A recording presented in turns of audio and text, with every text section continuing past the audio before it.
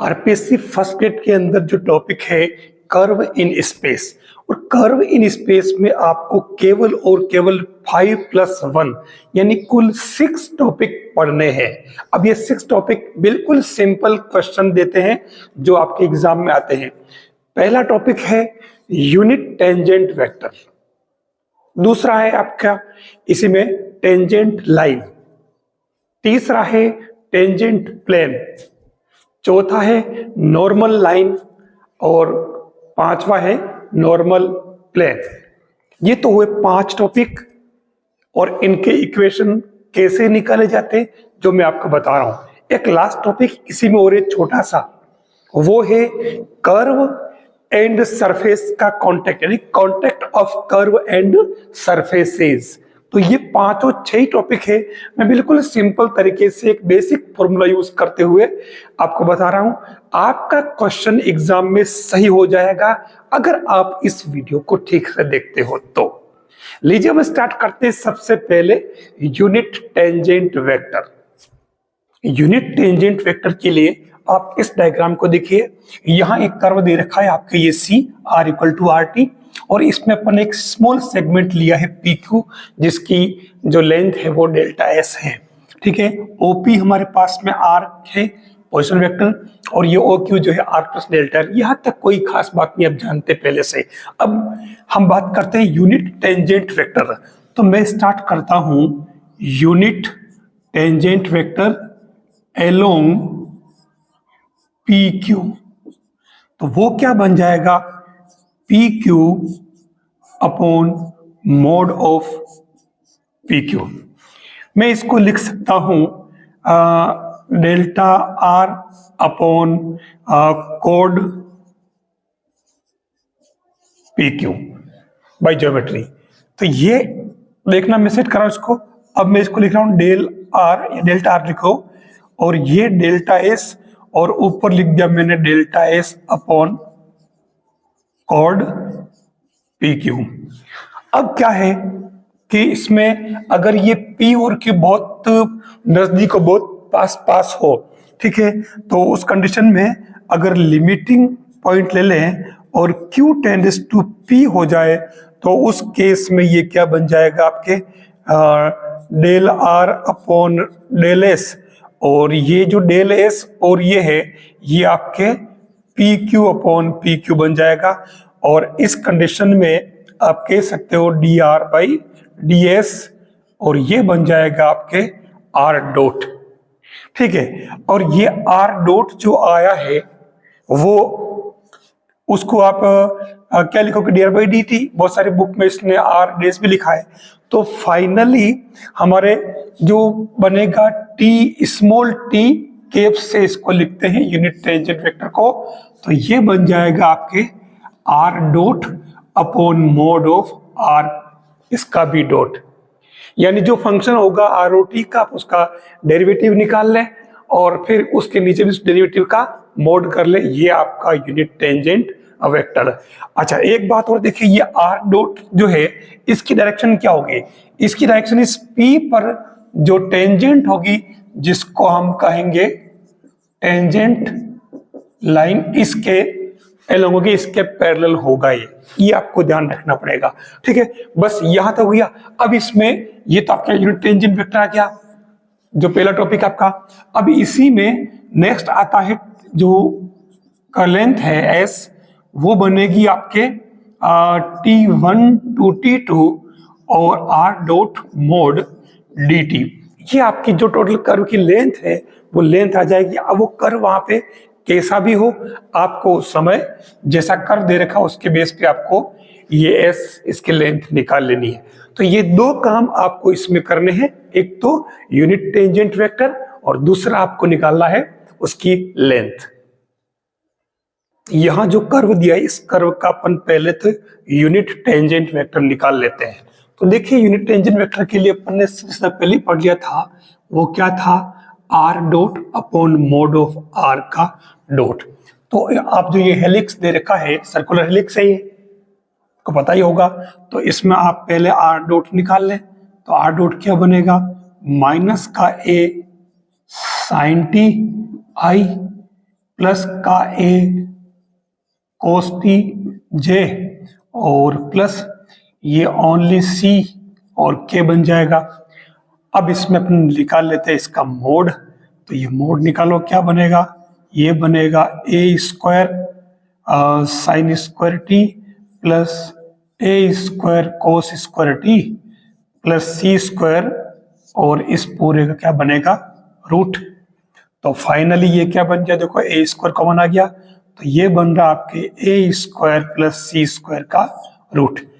तो फाइनली आपके जो यूनिट टेंजेंट वेक्टर बनेगा वो क्या बन जाएगा, r dot upon mod of r का डॉट। तो ये क्या बनेगा, ये बन जाएगा आपके ऊपर तो जो टर्म थी वैसे वैसे लिख दो आप पूरी, r डॉट ये है ना, तो ये minus a sine t i plus a cos t j plus c k और इस पूरे के अपॉन में क्या बनेगा, रूट में a square plus C square का रूट। ये आपके आ गया यूनिट टेंजेंट वेक्टर।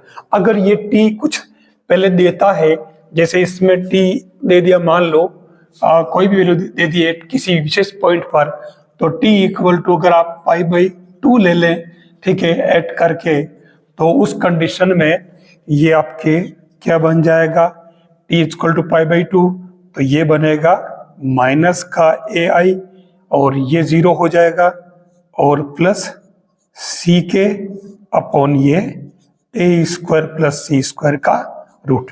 ये आपके यूनिट टेंजेंट वेक्टर आ जाता है। ऐसे निकालना है, कोई बड़ा काम नहीं है, एक बार समझ लेना ताकि आपका क्वेश्चन सही हो जाए। अब मैं इसी क्वेश्चन से इस हेलिक्स की लेंथ भी निकाल देता हूं जो पूछी जाती है। तो इसके लिए क्योंकि टी दे का parameter minus infinite two plus infinite, तो एक पूरे सर्कल के लिए एक पूरा टर्न अगर लिया जाए तो उस कंडीशन में जो इस टी की जो लिमिट बनेगी वो क्या बन जाएगी, t0 टू t0 प्लस 2 पाई, तभी तो एक सर्कल पूरा बनेगा हेलिक्स के लिए, ठीक है ना। अब जब ये आ जाता है तो हमारे जो लेंथ क्या बन जाएगी इसकी, डायरेक्ट लिखता हूं मैं, s इक्वल टू जो t1 टू t2 और r डॉट मोड dt, तो ये हमारे लिमिट क्या बन जाएगी, t0 to t0 plus 2 pi और r डॉट का मोड अपन अभी भी निकाल चुके हैं, तो a square plus C square का रूट dt। तो लिमिट पुट करोगे तो देखिए ये तो आपकी a square plus C square ऐसे आ जाएगा और dt का t, ठीक है, तो ये t0 और ये t0 प्लस 2 पाई, तो फाइनली क्या बनेगा, 2 pi root a square plus C square, इसकी टोटल लेंथ आ जाएगी। बस ऐसे निकालना है। अब कोई भी कर्व हो तो आपको इसी तरीके से निकालना सीख लेना है ताकि एग्जाम में आपका क्वेश्चन सही हो जाए कर्व इन स्पेस का। यूनिट टेंजेंट वेक्टर के बाद में आता है यूनिट टेंजेंट लाइन। अब टेंजेंट लाइन का इक्वेशन क्या बनेगा, सीधा सीधा आप क्वेश्चन सामने है कि equation of tangent line at t equal to 1 और कर्व दे रखा है आपके x equal to 1 plus t, y equal to 1 plus t square और z equal to 1 plus t cube. आपको इसमें जो इसका टेंजेंट लाइन का इक्वेशन बनता है वो बनता है, देखिए आप, x minus x zero upon x dot equal to y minus y zero upon y dot z minus z zero upon z dot. Dot it means इसका डेरिवेटिव। तो हम सबसे पहले इसमें काम करते हैं, t इक्वल टू 1 कहा तो पॉइंट क्या बन जाएगा इसमें, पॉइंट तो बन जाएगा इसका, क्योंकि आपको x0 y0 z0 निकालना है, तो ये क्या बन जाएगा, आप t की जगह 1 पुट कर दें, 1 पुट किया तो ये x की वैल्यू तो आ गई आपके 2, यहां 1 पुट किया तो यहां पर भी आपके क्या गया 2 और t की इसमें 1 पुट किया तो यहां पर भी 2, यानी पॉइंट तो आपके पास आ गया सीधा सीधा 2 2 2। ठीक है, अब हम काम करते हैं इसमें x डॉट, तो ये x डॉट आपके क्या बन जाएगा, t के रेस्पेक्ट इसका डेरिवेटिव, तो ये 1, y डॉट निकाल लो, तो t के रेस्पेक्ट इसका डेरिवेटिव क्या 2t, और z डॉट निकाल लो तो ये 3t²। ठीक है, अब आपको t इक्वल टू क्या 1 है, तो ये आप 8t इक्वल टू 1, तो ये x डॉट हो जाएगा 1, y डॉट हो जाएगा 2, z डॉट हो जाएगा 3। ठीक है, कोई भारी काम नहीं, बस अब आप डायरेक्ट इसमें वैल्यू पुट कर लीजिए, तो ये x माइनस x1 का गया 2 upon 1, y minus 2 upon 1, z minus 2, 1 का नीचे क्या है था 2 है ना, तो ये 2 और 3, यही तो आपके टेंजेंट लाइन का इक्वेशन है। बस ध्यान रखना है कि आपको नीचे जो आप अक्सर जो करते थे ना LMN या ABC, तो LMN ABC है क्या, दिक् अनुपात, डायरेक्शन रेशियोज, ये डायरेक्शन कोसाइंस, तो यहाँ पर यही तो कि अपन ने इसका डेरिवेटिव करो तो आ जाएगा डायरेक्शन कोसाइंस, वही चीज है 1 2 3। ऐसे आपको टेंजेंट लाइन का इक्वेशन निकालना है। हमारा टॉपिक है इक्वेशन ऑफ टेंजेंट प्लेन, और क्वेश्चन भी दे दिया सामने, ये कह रहा है कि जो कर्व दे रखा है x² + y² + z² - 9 और पॉइंट दे रखा है 1 1 1, टेंजेंट प्लेन का इक्वेशन निकालना है। देखिए चुटकियों वाला काम, हमें डायरेक्ट फॉर्मूला याद रखना है, वो फॉर्मूला है z minus z0 equal to fx x0 y0, और ये x minus x0 plus fy x0 y0, और ये y माइनस y0, ये अपना टेंजेंट प्लेन का फॉर्मूला है। ठीक है, वैसे अगर आप ध्यान से देखो तो आप जो इक्वेशन निकाला करते थे ना पहले, y minus y1 equal to m into x minus x1, tangent line का इक्वेशन निकालते थे, तो ये देखो ना y माइनस y1 और m इंटू x माइनस 1, तो यहाँ पर भी ये y माइनस y1 है, ये आपके m into x minus x1, क्योंकि यहाँ 3D हो गया है, तो इसलिए इसमें fx और fy यहाँ गए, और ये x y यहाँ गए, ये z वाला और जुड़ गया। अब हम इसमें सबसे पहले निकालते हैं क्या fx, तो fx क्या, यानी x के रेस्पेक्ट इस पूरे का डेरिवेटिव, तो ये हो जाएगा 2x, और ये fy क्या हो जाएगा 2y। अब इसमें ये कहे कि एट 1 1 1, तो उस केस में आपके ये fx क्या आ जाएगा, जो पॉइंट दे रखा ना इस पॉइंट पर, तो ये आपके हो गया 2, और आपके fy है वो भी 2 आ गया। ठीक है, एक्स वाई की जगह जेड इसमें आई नहीं था। अब डायरेक्ट फॉर्मूला अप्लाई कर दो, तो क्या बनेगा, जो इक्वेशन ऑफ टेंजेंट प्लेन बनेगा वो आपके बन जाएगा z माइनस z0 यानी कि 1, फिर fx एट x0 y0, तो ये आपके कितना आ रहा है fx2। ठीक है, ये x माइनस x1 ये वाला, फिर प्लस, और ये fy आपकी वो भी 2 है, और ये y माइनस y1 यानी कि y1 कितना 1 हो गया। बस, तो आप इसको सिंप्लीफाई कर लो, तो ये क्या बनेगा देखो 2x plus 2y minus 2 minus 2, और ये माइनस z भी लिख दूं, ये 2 और z एक जैसे नहीं हो जाए, और ये प्लस 1 इक्वल टू 0, तो ये 2x plus 2y minus z, 2 2 4 यानी कि माइनस का 3 इक्वल टू 0। ये किसका इक्वेशन आया, टेंजेंट प्लेन का। अब एक काम कर देखो, मैं यहां पर एक काम कर रहा हूं, इसी के साथ ऑब्लिक करके नॉर्मल लाइन का इक्वेशन निकाल रहा हूं। तो इक्वेशन ऑफ नॉर्मल लाइन वो क्या है, सीधा सीधा आप इसमें x minus x1 y minus y1 z minus z1, और अपोन में आप क्या लिखोगे, अपोन में आप सीधा सीधा जो इनके साथ में इनके कोफिशिएंट है, जैसे अब डायरेक्ट यहां से कर लो ना, ये x का कितना आया 2, ये 2, y का कितना 2, z का -1, इनके कोएफिशिएंट, क्योंकि नॉर्मल फॉर्म भी तो होता है। तो ये आपके इक्वेशन ऑफ नॉर्मल लाइन आ गया, यानी टेंजेंट प्लेन के इक्वेशन के साथ साथ ही आपके नॉर्मल लाइन का इक्वेशन भी आ जाएगा। ये प्लेन, ये लाइन, कंफ्यूज नहीं होना है। जो टॉपिक बचा है वो है नॉर्मल प्लेन का equation, equation of normal plane curve in space में। तो देखिए क्वेश्चन दे रखा है नॉर्मल प्लेन का इक्वेशन फाइंड करना है, और जो कर्व दे रखा है x equal to 3t, y equal to 3t square, z equal to 2t cube. इस कर्व को इस रूप में भी लिखा जा सकता है, ध्यान रखना। जो क्वेश्चन आएगा वो इस प्रकार से भी आ सकता है, 3t स्क्वायर 2t क्यूब। इस रूप में भी ये इक्वेशन दिया जाता है। अब आपको निकालना है नॉर्मल प्लेन का।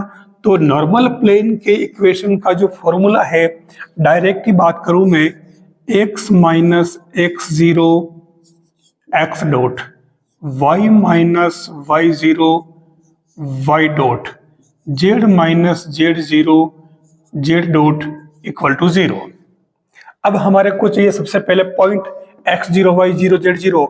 तो आप इस कर्व के अंदर t इक्वल टू 1 पुट करें तो आपके पॉइंट क्या आ जाएगा, 3 3 2। ठीक है, अब हमारा काम बचा है x डॉट y डॉट और z डॉट।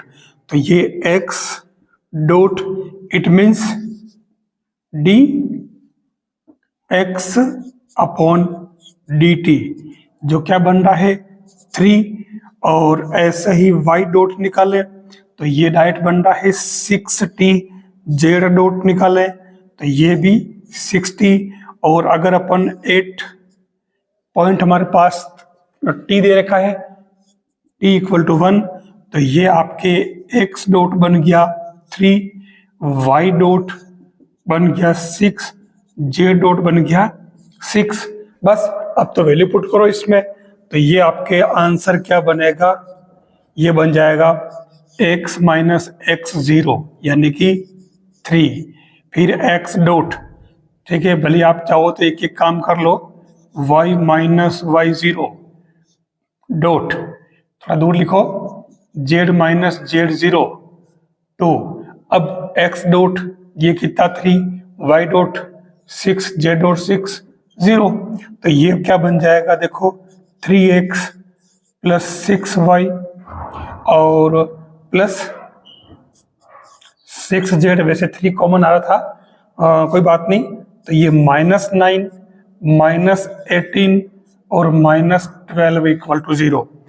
तो फाइनली 3 से एक बार उसको उड़ा दो तो ये बनेगा x plus 2y plus 2z minus, और ये बन जाएगा 3 माइनस ये हो जाएगा 6 और 3 यानी कि 4।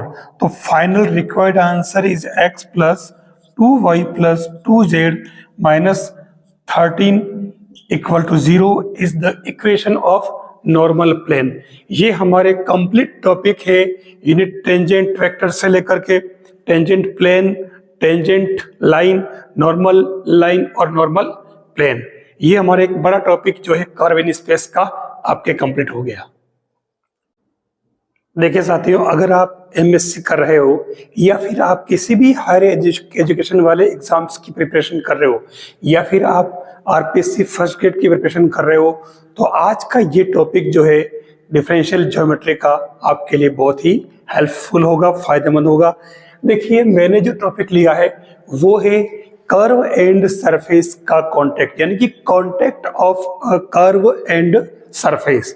साथियों, अगर आपके कोई एक कर्व दे रखा है और एक सरफेस है, जैसे सपोज कोई आपका ये इस तरीके से कोई एक सरफेस है एस और इसका कर्व है, अगर मान लो तो वो इस तरीके से चल रहा है, तो ये कर्व इस पर सरफेस पर कहीं ना कहीं कांटेक्ट करेगा।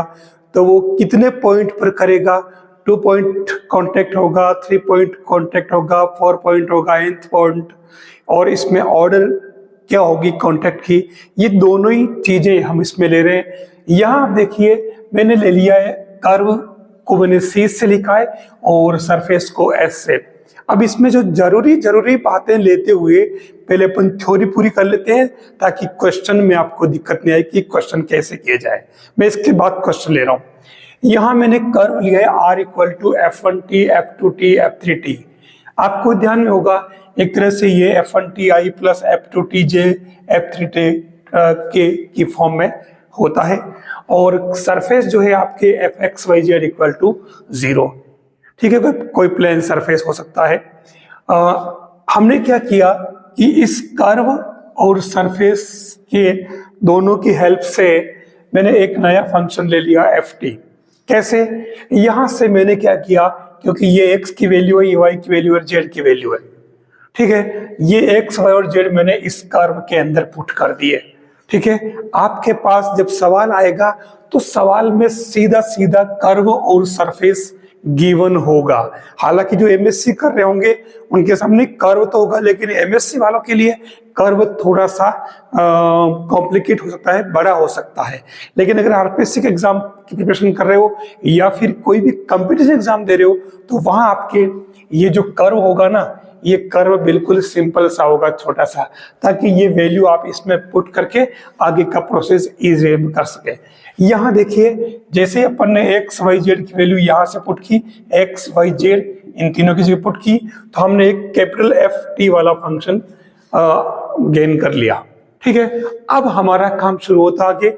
ये इसके बाद में हम एक काम करें, अगर ये जो फंक्शन दे रखा है इसका एक रूट हम ले लेते हैं t0। ठीक है, तो उस केस में हम इसका टेलर सीरीज से, किससे? टेलर सीरीज से इसका एक्सपेंशन कर लेते हैं। डायरेक्ट कर दिया है ft इक्वल टू ft0, क्योंकि t0 इसका एक सॉल्यूशन है, तो उस कंडीशन में t माइनस 0 की टर्म में हमें टेलर सीरीज से इसका एक्सपेंशन करना पड़ेगा, और ये हमने इसमें किया है। देख लो आप, ft0 t minus t0 f dash t0, second term t minus t0 whole square factorial two f double dash t0, ऐसे ट्रिपल डेज, फोरबल डेज, और ये एन टर्म तक का इस तरीके से हमने इसको एक्सपेंड कर दिया। अब हमारा काम आगे जो जरूरी है वो क्या है, इससे हम कंक्लूजन निकाल रहे हैं। अब क्योंकि जो मेन टॉपिक था कि contact of curve and surface, उसके लिए हम कंक्लूजन पर पहुंच रहे हैं। हम सबसे पहले इसमें पहला जो पार्ट लेंगे, f dash t0 is not equal to 0। लेकिन इसके पहले एक बात देखिए, क्योंकि यहां आपके t0 इसका एक रूट है, तो उस केस में आपके एफ t0 क्या हो जाएगा? 0। तो हमारा ये जो फर्स्ट फंक्शन है, फर्स्ट पार्ट टर्म फंक्शन कह सकते हो, तो ये तो हो जाएगा खत्म। अब हमारा एफ टी यहां से स्टार्ट होता है और लास्ट तक nth टर्म तक चलता है। ठीक है, अब हम इसमें देखते हैं कि सबसे पहले हम f dash t0 not equal to 0 देखते हैं। अगर ये आता है तो इस केस में केवल simple intersection of curve and surface होगा, यानी यहां केवल वो डायरेक्ट क्रॉस करेगा, नो एनी टेंजेंट, यहां कोई टेंजेंट नहीं होगी। फिर हम सेकंड की बात करें तो ये एफ डबल डेज, यानी कि अगर आपके एफ डेज टी तो 0 आ जाए, but f double dash t 0 not equal to 0 आए, ये कहलाता है आपके 2 पॉइंट कॉन्टेक्ट, या फिर ये ध्यान रखना 2 point contact, F dash t0 but double days अगर 0 नहीं आता है, तो जो 0 नहीं आता है वो 2 पॉइंट डबल है, इसलिए 2 पॉइंट कॉन्टेक्ट या कॉन्टेक्ट ऑफ फर्स्ट ऑर्डर एक कम। अगर हम इसमें ले लें f dash t equal to f double dash t equal to 0, तो और थर्ड जो है triple dash t not equal to 0 है, तो ये कहलाएगा 3 पॉइंट कॉन्टेक्ट और कॉन्टेक्ट ऑफ सेकंड ऑर्डर। और इसी तरीके से f n t0 not equal to 0 है, तो ये n पॉइंट कॉन्टेक्ट कहलाएगा, और n-1 पॉइंट ऑर्डर कहलाएगी इसकी। तो कहने का अर्थ ये कि ऑर्डर और कांटेक्ट पॉइंट दोनों में 1 का डिफरेंस है, ध्यान रखना। अगर n पॉइंट कांटेक्ट है तो ऑर्डर उसकी n-1 होगी, ये आपको ध्यान रखना पड़ेगा। आपका जो इस आरपीएससी के एग्जाम वालों के लिए यहां से ही सीधा सीधा वो क्वेश्चन बना लेगा। देखिए मैं अभी इसी को, इस पूरे को एक ब्रीफ आपको इसके अंदर बता रहा हूं शॉर्ट में, जहां से क्वेश्चन कैसे बनता है 0th ऑर्डर से लेकर के nth ऑर्डर तक, इसका कंक्लूजन। मैंने यहां पर 4th ऑर्डर तक जो सिस्टम है इसमें किस कंडीशन में क्या क्या कंडीशन बनेगी ये यहां बता दिया है, जहां से आपका क्वेश्चन बन सकता है। खास तौर से आरपीएससी वालों को ध्यान रखना होगा। 0th order contact it means simple crossing, no any tangent, यानी कोई भी जो सरफेस होगा उस सरफेस को डायरेक्ट वो क्रॉस कर देगा, टेंजेंट नहीं होगी। अगर फर्स्ट ऑर्डर कॉन्टेक्ट की बात करें तो कर्व्स आर टेंजेंट, टेंजेंट आपके इस कंडीशन में बनेगी। आपका क्वेश्चन यहां से बन सकता है कि किस कंडीशन में टेंजेंट बनेगी, जब उस कर्व की ऑर्डर 0 हो, first order contact, second order contact, third order contact, इस तरीके से प्रश्न बन सकता है आपका। फिर सेकंड ऑर्डर की बात करें तो इसमें इक्वल कर्वेचर और ऑस्कुलेटिंग हो जाएगा वो कर्व, उस कर्व को हम ऑस्कुलेटिंग कर्व कहेंगे। वैसे आगे ऑस्कुलेटिंग प्लेन भी है, उसके इक्वेशंस भी है, लेकिन ऑस्कुलेटिंग प्लेन जो आपके आरपीएससी वालों के एग्जाम में नहीं है, क्योंकि सिलेबस में दे नहीं रखा तो मैंने इसमें पूरा नहीं लिया है। थर्ड ऑर्डर कॉन्टेक्ट की बात करें तो थर्ड ऑर्डर में derivatives of curvatures are equal, इसका डेरिवेटिव जो है इसमें वो इक्वल हो जाएंगे हर कर्वेचर के।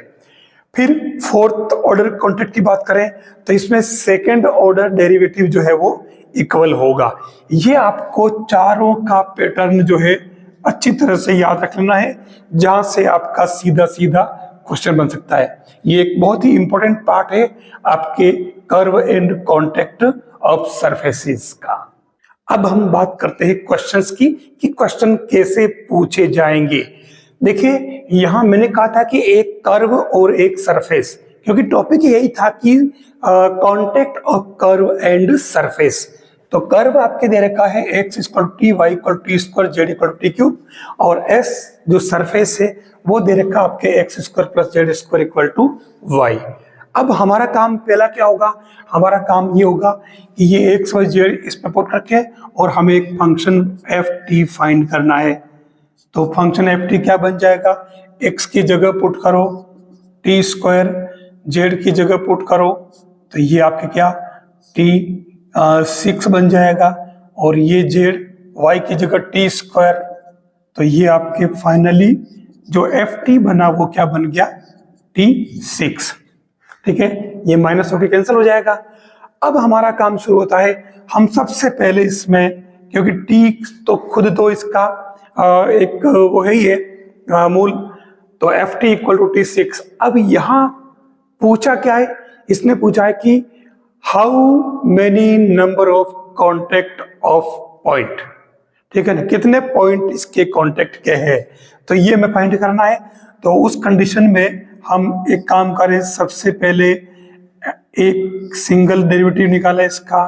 तो देखिए ये आपके कितना आ रहा, ये आ रहा है आपके 6t5। ठीक है, अब आप इसमें अगर t = 0 पुट करो, ठीक है, तो ये बन जाएगा। अच्छा एक बात और ध्यान रखना है कि हमें इसको सेट, क्योंकि ये ओरिजिन की बात कर रहा है, ठीक है, तो ओरिजिन दे रखा ना, इसलिए x पे z0 किया तो t = 0 हो गया। तो अब इसमें आप एट t = 0 तो आपका f' जो है वो 0 हो रहा है। ठीक है, तो आप कह सकते हो यहां कि f' 0 = 0। हम फिर बात करें सेकेंड की ft, तो ये 30 t4 t0 करो तो देखो ये भी आपके f" 0 पर भी 0 हो रहा है। फिर आप देखो t" करें तो ये 120 t 3, यहां पर भी आप देखो कि ट्रिपल डेज 0 इक्वल टू 0 हो रहा है। फिर बात करो आप 4 बार, तो ये 36 0 टी स्क्वायर, तो ये आपके 4 बार के अंदर भी 0 करें तो 0 हो रहा है। ठीक है, फिर फिफ्थ वाला ले लो, तो ये हो जाएगा 720 टी। तो यहां पर भी देखो आप F 5 बार करें तो ये भी 0 हो रहा है। ठीक है, हम बात करें 6 टाइम पे, 1 2 3 4 5 6 टी, तो ये कितना आ गया 720। ठीक है, अब यहां अगर आप देखो कि 1 2 3 4 5 6 टी की जगह 0 पुट करो तो ये नॉट इक्वल टू 0, तो कितना पॉइंट हुआ, तो इट हैज 6 पॉइंट कॉन्टेक्ट। ये आपका इसका कंक्लूजन है, ये आपको उसमें आंसर निकालना पड़ेगा। हो सकता है आपको इस तरीके से वहां करना पड़े, फंक्शन आपको इस तरीके का दे दिया जाएगा और पूछेगा कि कितने पॉइंट का कांटेक्ट है इस कर्व के और सरफेस के बीच में। ठीक है, निकाल लोगे तो फिर इसमें आप बताएं ऑर्डर कितनी होगी। अब ये ऑर्डर आपको पता नहीं है, कमेंट करके अगर आपने इस वीडियो को ठीक से दिखाए तो, क्योंकि मैंने थ्योरी में इसको पहले बता दिया है कि 6 पॉइंट कॉन्टेक्ट है तो उस केस में ऑर्डर कितना होगा। अगर हम क्वेश्चन की बात करें तो यहां इसने प्लेन के इक्वेशन के बारे में बात की, आपको प्लेन का इक्वेशन फाइंड करना है और ये वो प्लेन है जो ओरिजिन से पास होता है। अब देखना ये ओरिजिन वर्ड कहाँ काम आएगा, ध्यान रखना। आपके सामने कर्व दे रखा है, टॉपिक आपका क्या है, contact of curve and surface. अब ये कह रहा है कि आपको 3 पॉइंट कांटेक्ट लेकर के और प्लेन का इक्वेशन निकालना है। हम एक काम करें, सबसे पहले इसमें ओरिजिन से पास होने वाले प्लेन का इक्वेशन फाइंड करते हैं। याद कीजिए, आपको अगर पता हो तो 12th क्लास में एक टॉपिक आया था a into x minus x1 plus b into y minus y1 c into z minus z1। ये उस प्लेन का इक्वेशन है जो x1 y1 z1 से पास होता है और जिसकी डायरेक्शन रेशियोज या कोसाइंस ए बी सी है। अब यहाँ क्योंकि ये ओरिजिन कह रहा है तो हम इस प्लेन को मान लेते हैं a x plus b y plus c z equal to 0। x1 y1 z1 0 हो गया। अब अगर हमें ए बी सी की वैल्यू पता चल जाए तो हमारे प्लेन का इक्वेशन आ जाएगा। अब ए बी सी की वैल्यू के लिए 12th क्लास में अलग कंडीशन गिवन होती थी, लेकिन यहाँ पॉइंट ऑफ कांटेक्ट की बात कर रहा है तो हम इसमें सबसे पहले एक काम करेंगे। यहां अगर आप ध्यान से देखें तो ये क्योंकि ओरिजिन से पास हो रहा है तो उस केस में हम यहां पर x equal to y equal to z equal to 0 करके और इससे अपन t इक्वल टू 1 निकाल लेते हैं। आप देख लीजिए इसमें t की वैल्यू अगर 1 हो, t इक्वल टू अगर 1 हो तो उस केस में एक्स वाई जेड 0 आ रहा है, इट मीन्स ये ओरिजिन से पास हो रहा है। ठीक है, तो हमारे टी की वैल्यू आ चुकी। अब हम मेन कर्व निकालते जो अपन ने टेलर सीरीज से निकाला था अभी शुरुआत में, तो वो फंक्शन क्या बनेगा, एफ टी इक्वल टू ये क्या बन जाएगा T4। अब यहां आप देखिए एक चीज और, जो हमारा फंक्शन बनेगा इसमें हमें करना क्या पड़ेगा, ये एक तरह से एक्स वाई जेड है तो ये जो पोजीशन वेक्टर जो होता है वो आपके r equal to x i plus y j plus z के होता है। तो हम सीधा सीधा जो प्लेन का इक्वेशन है इसमें एक्स वाई और जेड की जगह ये सारी वैल्यू पुट कर लेते हैं। तो ये क्या बन जाएगा a और T4 minus 1 b T cube minus 1 c और ये टी स्क्वायर माइनस 1। अब हमारा काम क्या है, सबसे पहले हम निकालते हैं एफ डैश टी या डॉट टी, बात एक ही है, तो वो क्या बनेगा, कर दो इसका डेरिवेटिव, तो क्या बन जाएगा टी के रिस्पेक्ट, ये बन जाएगा 4a T power 3 plus 3b T square plus 2c T. ठीक है, अब नेक्स्ट डबल डेज निकाल लेते हैं, तो ये क्या बनेगा 12a T square 6b T plus 2c। ठीक है, अब अच्छा इसमें ध्यान रखना हम t इक्वल टू 1 ले रहे हैं, तो उस केस में ये क्या बन जाएगा, ये बन जाएगा 4a plus 3b plus 2c equal to 0, क्योंकि ये फंक्शन हमारा 0 हम ले रहे हैं। ऐसे ही यहां पर करें तो ये बन जाएगा 12a plus 6b plus 2c equal to 0। अब हम थर्ड वाला निकालते हैं, लेकिन थर्ड वाला क्या, इसमें नॉट इक्वल टू 0 हो जाएगा, जो कंडीशन अपन ने शुरुआत में पढ़ी। ये कैसे कह सकते हैं हम कि 0 हो जाएगा, मेरे मन से तो कह नहीं सकता मैं, क्योंकि इसने क्वेश्चन में क्लियर लिखा है कि ये 3 पॉइंट कॉन्टेक्ट कर्व है, इसलिए जो थर्ड वाला है वो नॉट इक्वल टू 0 हो जाएगा। तो हम इससे आगे नहीं बढ़ेंगे, हम केवल इन दोनों से काम चला लेंगे। तो चला लो, ये इसको सोल्व कर लो, ए बी सी की वैल्यू आ जाएगी। तो देखो इसमें ये 12 6 2, तो ये इसको काट दो यानी 2 से, तो ये 6a प्लस 2 से, तो यानी कि 3b और c इक्वल टू 0। ठीक है, हमारे पास में दो इक्वेशन हो गए 1 एंड 2, इन दोनों को सोल्व करके हम एबीसी की वैल्यू निकाल लेते हैं।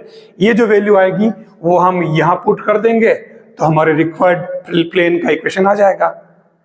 निकालो, कैसे निकालोगे, ये तरीका भी पता होना चाहिए। जब इक्वल 0 हो तो ये इसका सिस्टम होता है a upon minus b upon और c अपॉन क्रॉस मल्टीप्लीकेशन से। ध्यान रखना ये वाला बीच वाले को माइनस में लेते हैं, क्योंकि अपन ऑर्डर चेंज नहीं करते इसलिए।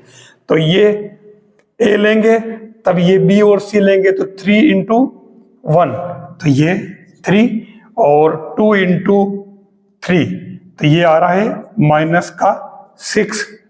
फिर b की बात करें तो b के टाइम पे अपन a और c लेंगे, तो 4 इंटू 1 4 माइनस 2 इंटू 6 12। ठीक है, और c लेंगे तब ये c की वैल्यू के लिए आपको a और b लेना पड़ेगा, तो 4 इंटू 3 12 माइनस 6 इंटू 3 18। बस सोल्व कर लो इसको, a upon minus 3 b minus b upon minus का 8 और c अपॉन माइनस का 6, तो ये आपके प्लस कर दो, तो a की वैल्यू हो गई -3, b की वैल्यू हो गई 8, c की वैल्यू होगी -6।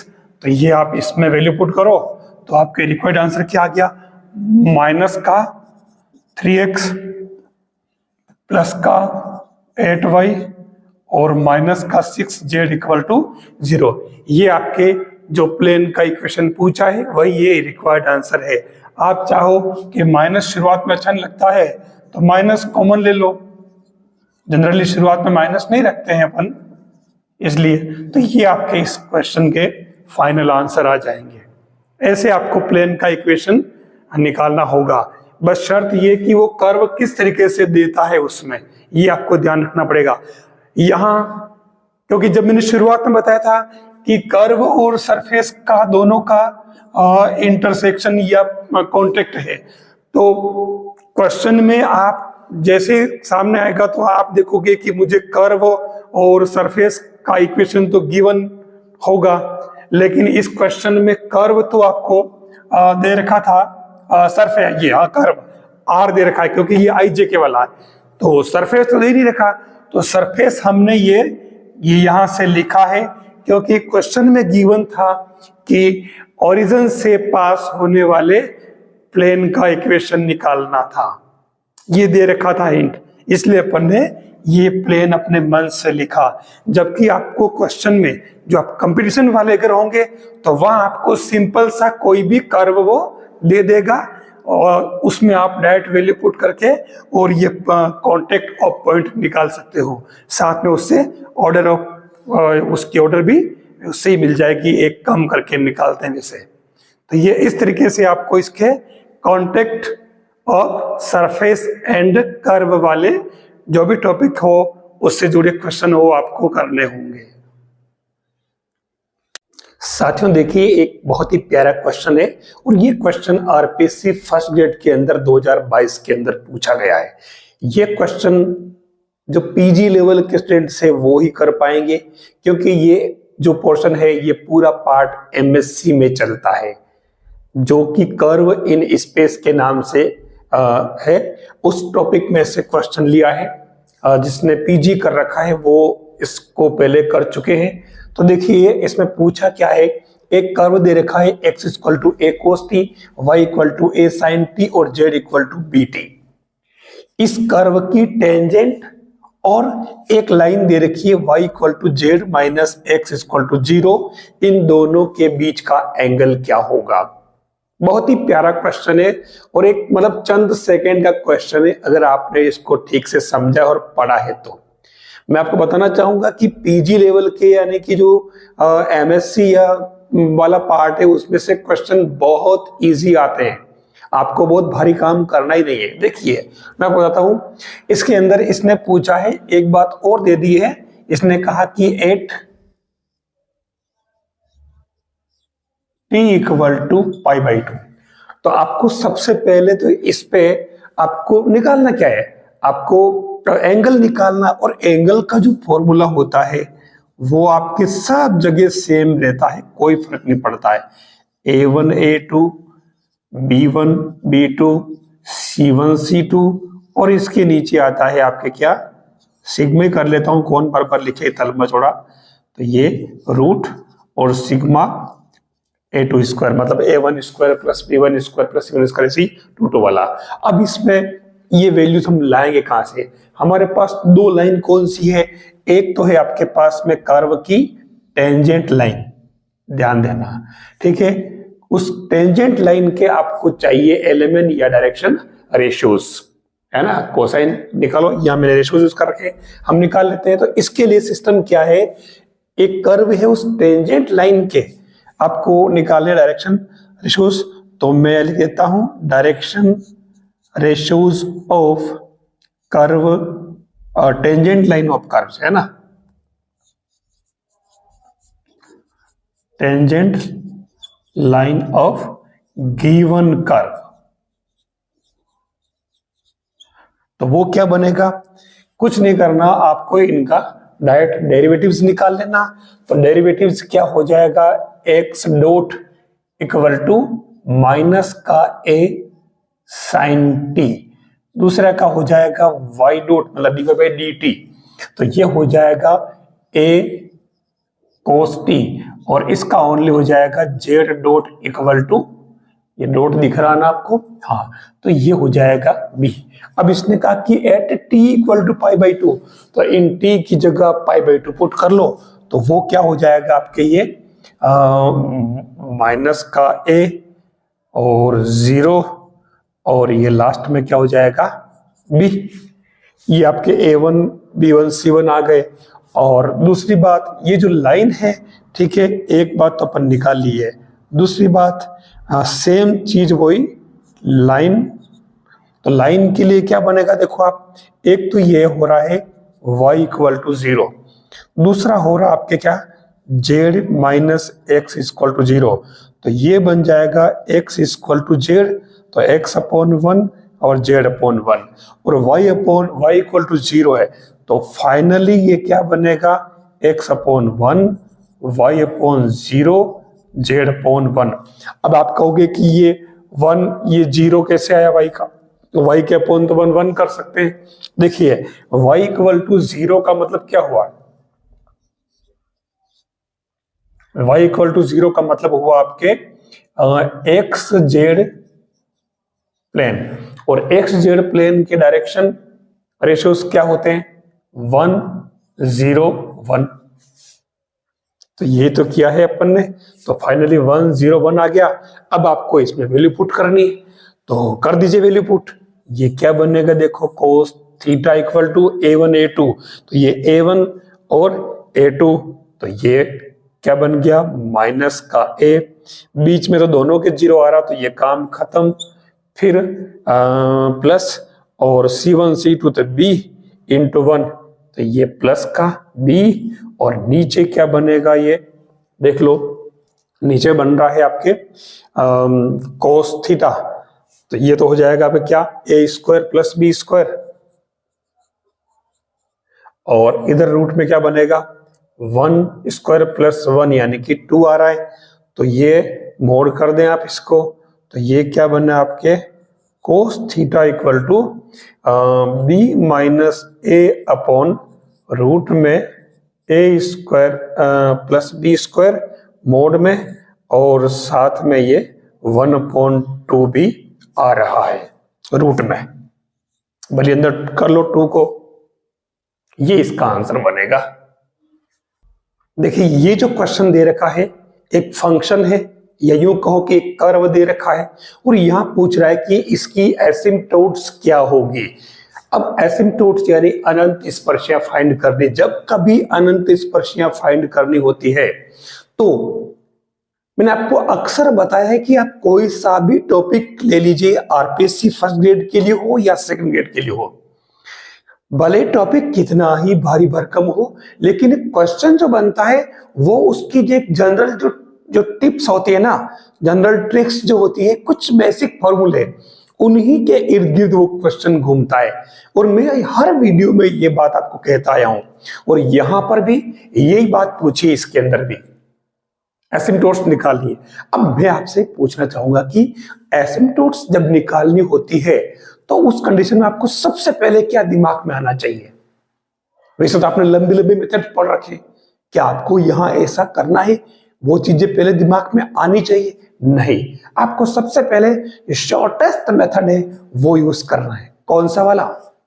वो है आपके एक्स और वाई एक्सिस के पैरेलल एसिम्पटोट्स, जो हम निकालते हैं एक्स स्क्वायर का कोफिशिएंट और वाई स्क्वायर का कोफिशिएंट 0 करके निकालते हैं।